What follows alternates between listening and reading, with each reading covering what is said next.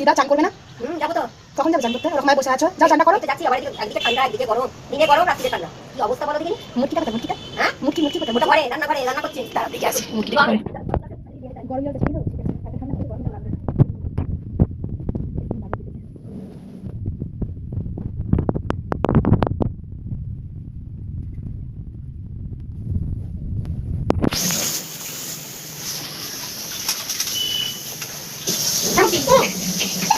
কি করো? ধনেপাতা দিয়ে কি করবে? আমাদের কাছে ধনেপাতা ডিমের কারি হবে। এই যে বন্ধুরা ডিম খাবে, দেখেছো? বললাম না মোটা হয়ে যাওয়ার কারণটা কি? শুধু ডিম।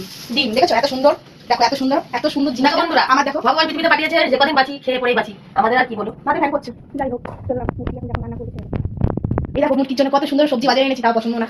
আলু খাবে, ডিম খাবে, সেটা ডিমটা দিয়ে আজকে রান্না করছে, দেখেছো তো? আর একটা শুকিয়ে আছে ওখানে বসে বসে গরম জল চান দিয়ে আসতে বলেছে। তো গরম জল চান করতে চাই না, আজকে ঠান্ডা জলে চান করবে, গরম জলে চান করতে হবে না। হ্যাঁ গরম জলে চান করবো না? না, আজকে চান করতে হবে না, গরম জলে। ঠান্ডা জলে চান করে এত গরম পড়ে গেছে, তাই তোমার ঠান্ডা জলে চান করতে পারো না? হ্যাঁ, সারাক্ষণ গরম জলে গরমে গরমে কি হয়ে যাবে? এটা শুকিয়ে গেছে, একজনকে দেখো মুটকি করে রেখে দিয়েছো। তাহলে ঠান্ডা জলে চান করি। হ্যাঁ, ঠান্ডা জলে চান করো।